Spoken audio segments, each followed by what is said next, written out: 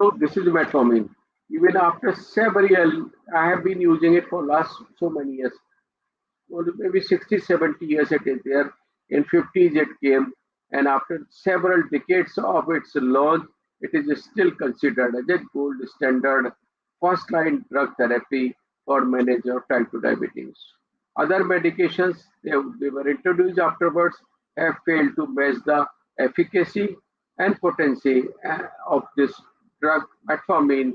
So it has been used as a combination as a monotherapy or or or or, or in combination. So it metformin constitutes a second line oral therapy in some of the patients. The first line is always there, thereby you have another medication.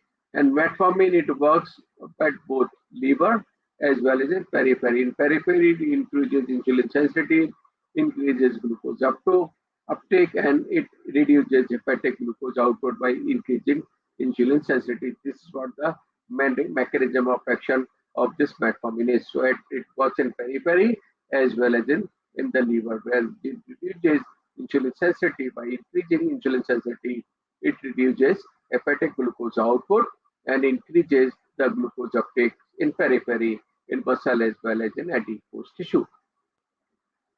And the important thing here, I think we should be careful about the side effects. The side effects of metformin mainly is the abdominal discomfort. Some of the people may have bloating, some of the people may have anorexia, some people may not, like it. The taste is different, and they may have constipation, sometimes loose motion.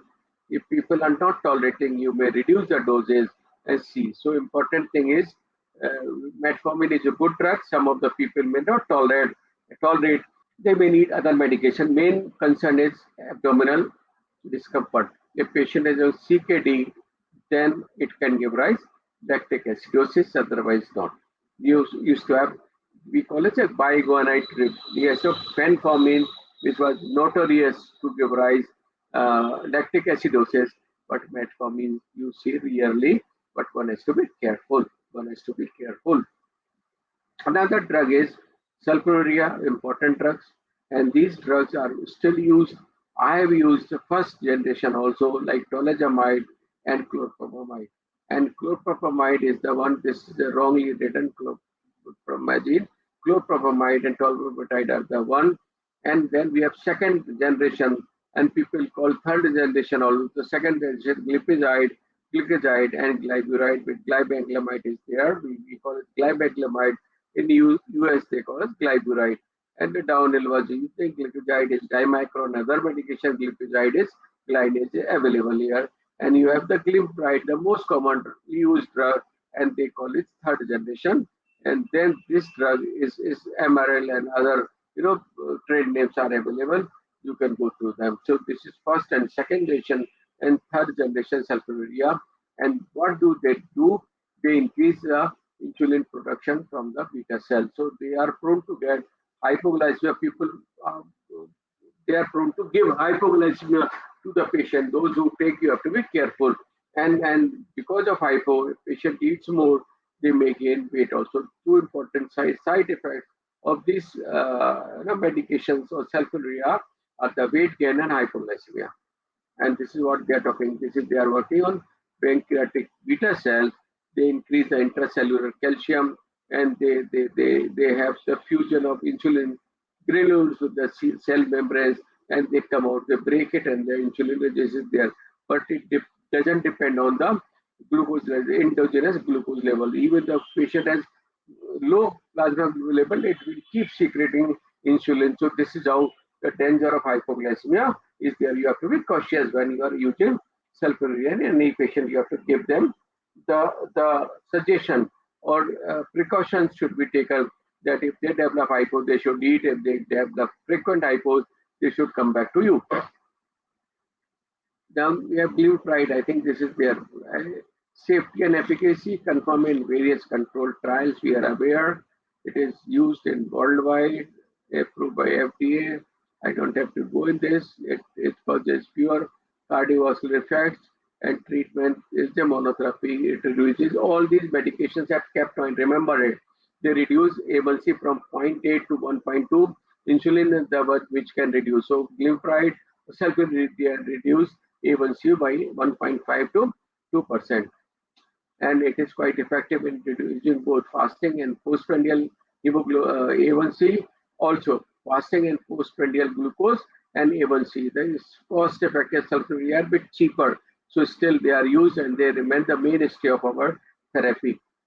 We have the pioglitazone, and glitazones were two, the Rosie as well as Pio. Pio is still there. In between, there was a controversy. People stopped using it, and then it came back again. It was banned by our regulatory authorities. FDA has banned Rosie. Rosie is back again, but most of the people are not using. The glitazones are good drugs. They are the real anti-insulin resistance drugs, and they are in use in combination with metformin as anti-diabetic therapy because they reduce insulin resistance, and they are well tolerated in majority of the patients. They are relatively cheap and cost effective. But recent study has revealed some, this controversy I told you was around bladder cancer, but it was not confirmed, so it has come back again. The main problem with glitazone is it creates or weight gain as well as the retention of water and salt. So how they work? They work as receptor level at the nuclear level. They alter the transcription of genes which involve in glucose, lipid, and energy balance. So metabolism of glucose changes. So the lipid metabolism, SDL goes up, and LDL on lower side, and energy balance is there. So we have this medication, glitazone or pioglitazone, which works at receptor level. So it takes time to work. Maybe 6 weeks. You start now, you see the effect after coming after 4 to 6 weeks. So that is there. So it works at, I told you, the only important medication as far as insulin resistance is concerned. It increases insulin sensitivity at liver, at the periphery, at adipose tissue, and it causes redistribution of fat also. People put on peripheral fat and it reduces the visceral fat. And by increasing insulin sensitivity, again it works for the decreased glucose, hepatic glucose output of production, and increase the glucose uptake at periphery. This is how the plasma glucose level comes down. It doesn't give rise to hypoglycemia. The only problem is that of weight gain as well as that of the weight gain as well as salt and water retention. So those who have incipient heart failure or those who have heart failure, one should not use, should not be used with insulin. And people may develop, some of the reports are there, unusual fractures. So you have to be careful in elderly. So these three things you remember, otherwise a good drug should be given or can be given to the people, especially young people are using it.